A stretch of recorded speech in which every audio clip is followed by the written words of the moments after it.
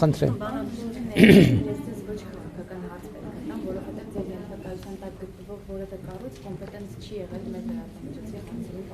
Դա ինչ դժվար հարցեր եք տվել։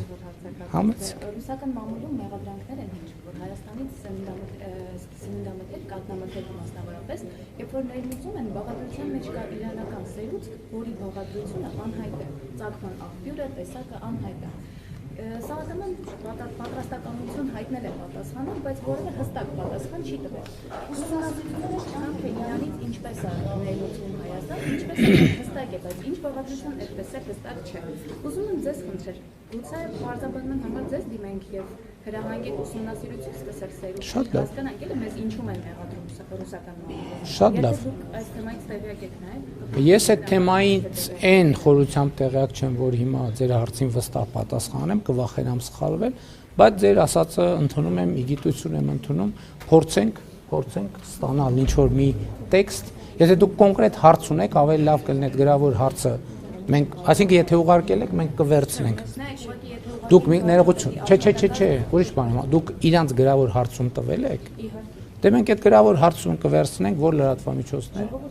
Շատ լավ։ Գրավոր հարցում կվերցնենք, կփորձենք պատասխան, խնդրեմ։ Անկլավների հարցի լուծման սցենարը ձեզ համար պարզ է, կան ադրբեջանական անկլավներ, որտեղ 2022 թվականին դուք հերքում էիք կտրականապես դրանց գոյության մասին եւ ասում եք, որ իրավական հիմքեր պետք է ներկայացվեն։ Ես ասել եմ նաեւ, որ մենք այդ իրավական հիմքերը չունենք եւ ասել եմ, որ process-ում պետք է տեղի ունենա հետեւյալ Ադրբեջանը իր հիմքերը պետք է բերի, մենք մեր հիմքերը պետք է բերենք եւ հետեւաբար երբ որ դա տեղի կունենա, այլ իմ դիրքորոշման մեջ բան չի փոխվել։ Այն որ 1991 թվականին մեր անկախության նախորդող շրջանում Հայաստանի Հանրապետության տարածքում եղել են կոնկրետ գյուղեր, այդ գաղտնիք չի։ Ես այդ գյուղերի մի մասը Իջևանի շրջանում են եւ ես այդ գյուղերի միջով անցել գնացել եմ։ Ես չեմ կարող ասեմ, որ բնության մեջ այդպիսի բան չի եղել։ Այո։ Ես բան չունեմ ասելու, ես խոսում եմ սահմանազատման գործընթացի մասին։ Սինգապուրում էլ են հայեր ապրել։ Այո, ես խոսում եմ սահմանազատման գործընթացի մասին։ Շատ տեղեր են ապրել եւ ապրում, բայց մենք հիմա խոսում ենք սահմանազատման գործընթացի մասին։ Ոչ այդ թեմայով ասեցի արդեն հարցին պատասխանեցի, որ դեռ քննարկումներ չի եղել, հիմքերի ուսումնասիրություններ փոխադարձաբար չի եղել։ Եվ ինչպես եք ասում, որ մեր վերահսկողության տակ կան ադրբեջանական տարածքներ, որովհետև այդտեղ մենակ անկլավների թեման չի, ուրիշ թեմաներ էլ կա։ Ուրիշ թեմաներ կա։ Այդ իմ պնդմամբ նկատի ունեմ, որ 1991 թվականի Ալմաթայի հռչակագրի հիման վրա մեր տարածքային ամբողջականությունները պատկերացնելով մենք ունենք խնդիր եւ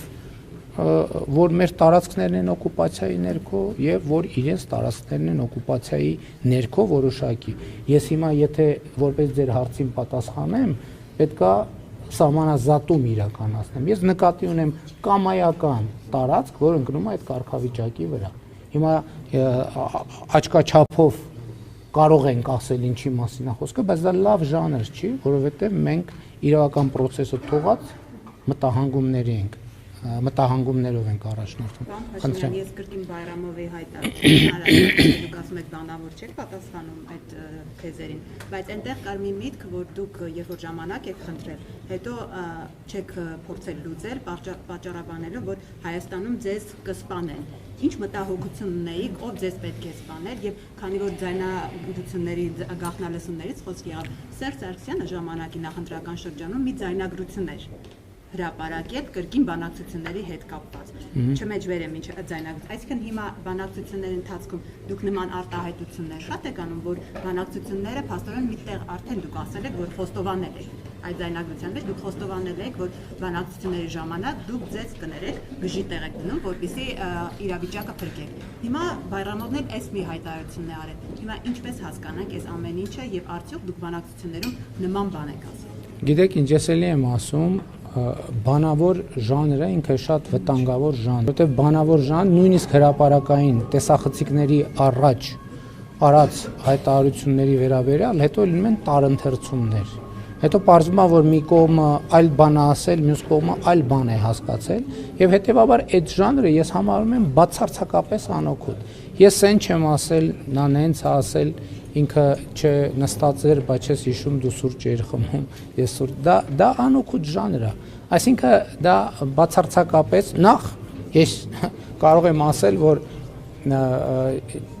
այն հանդիպումները, որին Ադրբեջանի արտաքին գործերի նախարարը հղում է անում, ինքը ոչ միայն դրան չի մասնակցել, ինքը այդ ժամանակ արտաքին գործերի նախարար չի ելել։ Ինքը բոլորովին ուրիշ պաշտոն, այսինքն ինքն էլ լսել է ուրիշից, գուցե այդ ուրիշը լսել է ուրիշից, գուցե այդ ուրիշը լսել, ես չգիտեմ, բայց ես ներողություն եմ խնդրում, բայց ասում եմ առավել եւս այն մարդու ասածը, որը այդ ժամանակ չի եղել այդ կարգավիճակում, անիմաստ Սերժ Սարգսյանը ինչ։ Սերժ Սարգսյանի հրապարակած այդ ձայնակցությունը, այնտեղ էլ հո ձեր ձայնն է։ Ինչ է ձեր հարցը։ Որ այդպես որ բանակցությունները Ես այնտեղ խոսել եմ իմ թիմակիցների հետ, եւ դա եղել է ազատ ժանրի խոսակցություն, արտանին խոսակցություն, արտանին խոսակցության ժամանակ կարող են ձևակերպումները լինել ընդարձակ եւ ստեղծագործական։ Դա չի վերաբերվում միայն ինձ, դա վերաբերում է նաև ձեզ, բոլորիդ։